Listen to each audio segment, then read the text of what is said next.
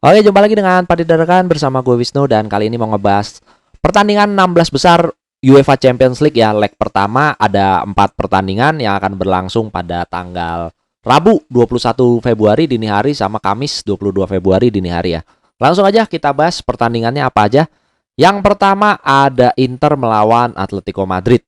Nah, ini partai yang menurut gue lumayan seru ya. Inter sayangnya dia lolos sebagai runner up ya. Ya bukan sayang sih, ini sebenarnya boleh dibilang beruntung kalau memang bisa melewati Atletico Madrid ya. Karena kalau kita lihat Inter lolos sebagai runner up di bawah Real Sociedad, dia bisa berpotensi ketemu Real Madrid gitu, ketemu Barcelona atau wakil wakil Jerman Bayern Munchen atau wakil Inggris Manchester City, Arsenal gitu. Untungnya dia terbebas dari itu semua ya. Dan dia menurut gua Atletico Madrid ya di samping bukan bukan berarti ngeremehin Atletico Madrid ya, tapi kalau dibanding sama ya kalau Bayern Munchen sih memang lagi kacau juga ya. Sisanya kayak Real Madrid, Arsenal, Manchester City gitu ya. Wah, itu menurut gua lumayan tricky. Cuman ini juga belum tentu mudah ya, belum tentu dilewati Inter dengan mudah Atletico Madrid ini.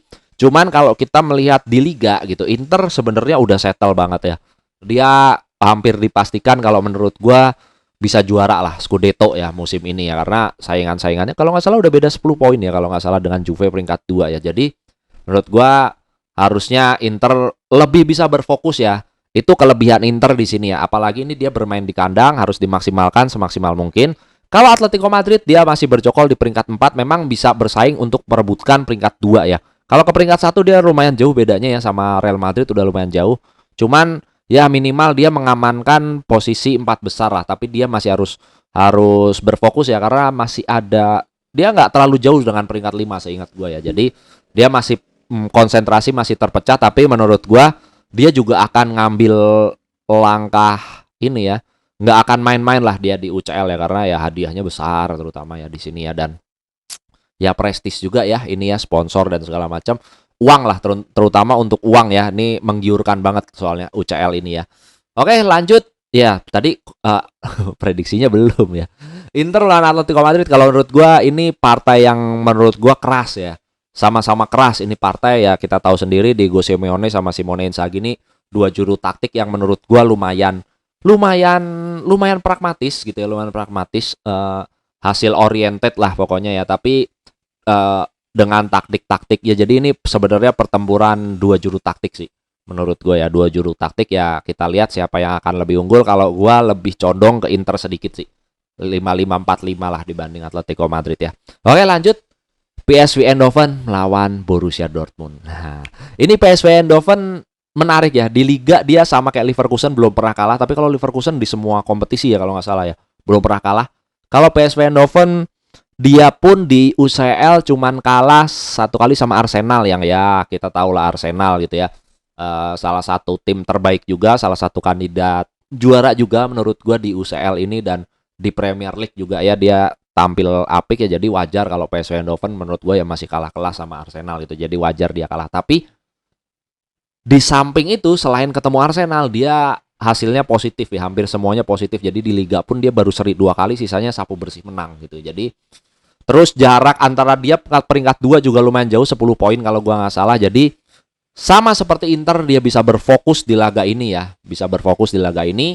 Tapi kita tidak boleh meremehkan Borussia Dortmund. Borussia Dortmund juga sebenarnya di Liga juga nggak sebagus musim lalu. Borussia Dortmund yang sekarang tidak sebagus musim lalu ya. Di Liga musim lalu dia title contender, bahkan sampai detik-detik akhir baru kepleset ya. Jadi peringkat 2. Tapi kalau ngelihat Dortmund musim ini tidak sebagus musim lalu. Tapi ada tapinya ya. Kalau di UCL ini dia bahkan dia itu juara grup gitu. Di grup neraka bahkan ya. PSG, AC Milan, Newcastle, semuanya pernah ngerasain ke ini ya, ke keganasan Borussia Dortmund. Kegigihan lah kalau gue bilang ya. Dia bermain sangat Spartan sekali kalau di UCL. Dan berbeda dengan di Bundesliga ya, gue nggak tahu ya apakah memang dia memang fokus banget di UCL gitu. Kalau berbeda dengan dia main di Bundesliga. Jadi Dortmund yang di UCL itu kayak tim yang berbeda gitu ya dengan yang di Bundesliga gitu. Jadi dia tampil Spartan banget ya. Itu pertandingan terakhir lawan PSG aja seru banget ya, peluangnya banyak dan benar-benar tampil ngotot. Nah, ini sama dia itu ya boleh dibilang ya punya tradisi ya, kalau kita ngomong tradisi-tradisi tradisi Eropa gitu ya. Dortmund ini tim yang sangat sangat kental dengan tradisi itu dan kayak udah nggak ada demam panggung segala macam ya, terbukti ngelawan Newcastle yang baru baru udah sekian lama nggak main di UCL gitu, lawan PSG pun gitu ya, Milan pun bisa dia tekuk gitu. Jadi ini partai yang sangat seru kalau menurut gua, ini akan menjadi partai yang sangat seru. Susah memprediksi hasilnya ya kalau pertandingan ini ya. Karena ngelihat gaya juga berbeda ya, gaya permainan juga berbeda. Tapi kalau disuruh prediksi, entah kenapa gue lebih condong ke Dortmund atau sorry ya, kayak ya 5-5 untuk Dortmund lah gitu ya, 5-5 untuk Dortmund. Oke, lalu berikutnya partai besok ya. Ini ada partai yang tidak kalah seru. FC Porto melawan Arsenal. FC Porto runner up-nya grupnya Barcelona ya. Nah, Arsenal itu juara grupnya PSV tadi ya. Nah, ini kalau kita ngelihat Porto sebenarnya nggak jelek-jelek banget, tapi kalau kita ngelihat Arsenal yang lagi on form gitu ya, di liga dia lagi on form, keran golnya lagi ngalir terus ya, dan lagi on fire lah, boleh dibilang Arsenal lagi on fire. Harusnya di sini Arsenal bisa ngatasi FC Porto ya, cuman ada tapinya ya. FC Porto kalau bermain di kandang ya, wah itu menurut gua lumayan angker ya. Ini salah satu tim yang lumayan susah dikalahkan kalau bermain di kandang sendiri ya. Cuman dia di kalau nggak salah di fase grup dia kalah sama Barcelona 2 kali ya. Sisanya dia sapu bersih sih. Dia sapu bersih. Makanya dia mewakili atau nemenin Barcelona ya ke 16 besar gitu. Tapi gua rasa Arsenal bisa ngatasin Porto sih harusnya di partai ini ya. Nah, asal dia tidak mengalami kebuntuan seperti kemarin di Liga waktu dia ada form yang buruk gitu ya di Liga. Jadi kebuntuan, cuman di beberapa pertandingan terakhir kebuntuan itu serasa tidak ada bagi Arsenal gitu. Jadi menurut gua Arsenal asal bisa cetak gol dulu atau minimal seri dengan gol ya.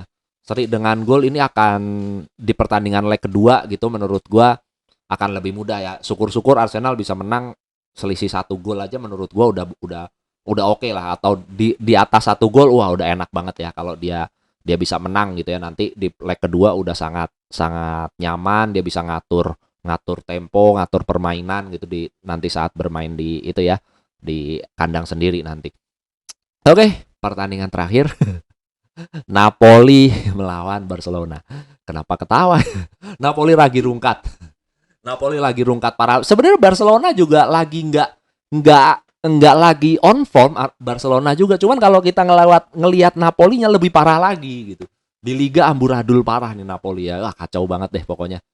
Juara bertahan Serie A yang musim lalu bermain bagus sekali, ganti pelatih sampai 2 kali dan nggak nemuin form terbaiknya. Belum ya, nggak nemuin ya belum sih. Ya gimana ya, jauh lah dibanding Napoli musim lalu yang benar-benar kejutan ya di musim lalu ya di Liga dia bisa dengan enak gitu ya, selisih poin jauh, juara Liga dengan meyakinkan lah kalau kita bilang gitu ya, selisih poin jauh banget. Musim lalu Inter ya kalau nggak salah, atau AC Milan sih runner up-nya, gue lupa ya, pokoknya selisihnya jauh banget lah Napoli lah. Dan ini Barcelona ya memang tidak dalam performa terbaiknya, tapi gua rasa kalau untuk melawan Napoli yang lagi ancur lebur harusnya Barcelona bisa ngambil kemenangan lah di sini ya. Ngambil kemenangan, dan ini modal penting karena kita lihat gelar prestis Barcelona di La Liga memang udah lumayan jauh ya, 8 poin kalau nggak salah. Itu udah susah sih. Ngelawan Real Madrid, soalnya Real Madrid ya.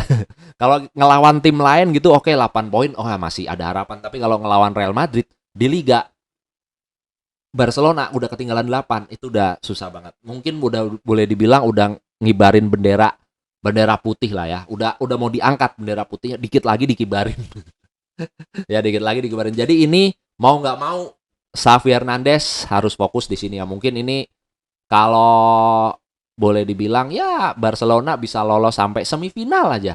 Menurut gua udah oke banget sih. Ya ini tapi hadangan Napoli harus dilewatin dulu. Terutama ya soalnya nanti di perempat final kayaknya udah nggak akan ada lawan enteng lagi untuk Barcelona ya. Jadi ini harus dimanfaatkan penuh untuk Barcelona ya. At least dapat dapat hak siar nanti di perempat final, at least dapat main kandang lagi sekali di perempat final, lumayan untuk ngobatin ke kondisi keuangan Barcelona yang lagi hancur. Yang lagi bermasalah lah ya. Oke. Ya itu aja prediksi kali ini ya. Harusnya Barcelona bisa ngatasin ya. Mudah-mudahan dengan selisih 2 kalau Barcelona mau aman ya. Untuk fans Barca pasti harapannya itu selisih 2 itu nanti di Camp Nou aman dia harusnya ya. Jadi tenang. Tapi kalau kejutan nih Napoli bisa bikin kejutan kayak Lazio kemarin ngelawan Bayern Munchen, kita juga nggak tahu. Lazio juga sama lagi nggak terlalu bagus di liga. Ya Bayern Munchen juga lagi hancur juga, tapi bisa kejutan 1-0 gitu ya. Tapi kalau ini kita nggak tahu ya. Cuman kalau kemarin Lazio Bayern Munchen sih mainnya jelek, dua-duanya jelek sebenarnya. Nggak ada yang bagus ya. Kalau ini gue rasa Barcelona bisa lah ngatasin Napoli harusnya ya. Apalagi dia berfokus nih, harusnya fokusnya lagi bener-bener ke Liga Champion gitu. Oke, kalau gitu gua pamit undur diri dulu. Terima kasih yang udah nonton. See you in the next video. Bye bye.